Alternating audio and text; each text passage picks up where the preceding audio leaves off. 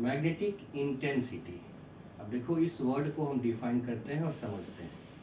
Magnetic intensity, जैसा मैं बोल चुका हूँ कि इस चैप्टर में जो नेम है वो बहुत कंफ्यूजिंग है। वो इसलिए कंफ्यूजिंग है क्योंकि अलग अलग बुक ने अलग अलग नाम लिख रखा है, ठीक है। तो हम लोग एनसीईआरटी को ही फॉलो करेंगे। तो मैग्नेटिक इंटेंसिटी जो है ये क्या है, इसको समझना है।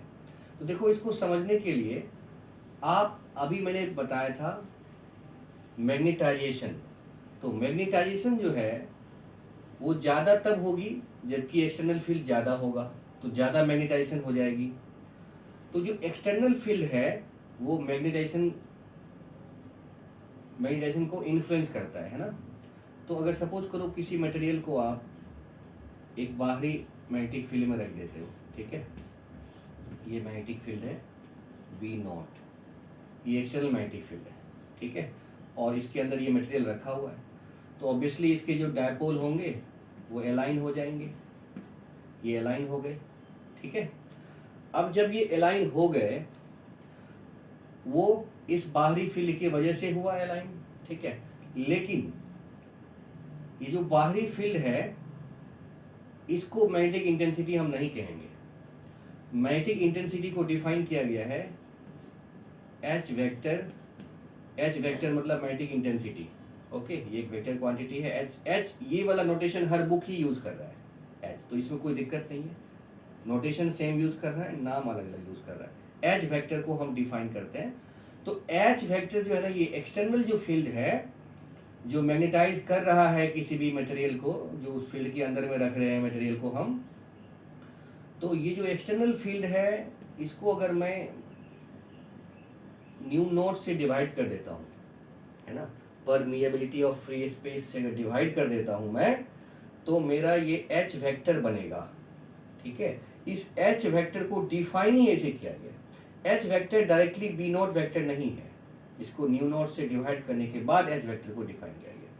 मतलब ये H वेक्टर जो है ये मीडियम से इंडिपेंडेंट है तो ये मैग्नेटिक फील्ड ही, लेकिन ये मीडियम से इंडिपेंडेंट है क्योंकि मीडियम की परमिएबिलिटी से हमने डिवाइड कर दिया इसको, ठीक है। तो इसको H वेक्टर कहते हैं। और हम लोग इस H वेक्टर को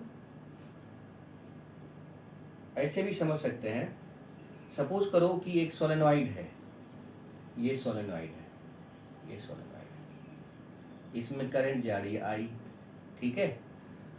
तो इस सोलेनॉइड के अंदर में आपने एक रख दिया मैग्नेटिक नीडल रख दिया, यहाँ पे ना एक लोहे का एक नीडल रख दिया, तो इस नीडल के जो डायपोल मोमेंट है वो अलाइन हो जाएंगे। क्यों? क्योंकि ये जो सोलेनॉइड है ये अपने अंदर में एक फील्ड क्रिएट करेगा, वो फील्ड होगा न्यू नॉट NI, ये हम जानते हैं, N number of turns per unit length है, I करंट है, न्यू नॉट ये है। तो B नॉट ये फील्ड इसके अंदर में आ गया, तो एक्सटर्नल फील्ड मिल गया इस नीडल को, मैग्नेटिक नीडल को, ये जो रखा नीडल हमने। तो अब ये जो नीडल है इसके डायपोल अलाइन होंगे, तो इस बाहरी फील्ड की वजह से अलाइन हो रहे हैं, लेकिन क्या ये एक्सटर्नल फील्ड को मैं H बोल सकता हूँ? नो, मैं बोलूंगा इस केस में जो मेरा H होगा वो होगा B नॉट बाई न्यू, क्योंकि H तो हमेशा न्यू नॉट से डिवाइड होता है H को, और B नॉट यहाँ पे ये है आपका एक्सटर्नल फील्ड, तो new naught NI upon new not, ठीक है। तो इससे H क्या मिल रहा है हमारा सोलेनॉइड के केस में?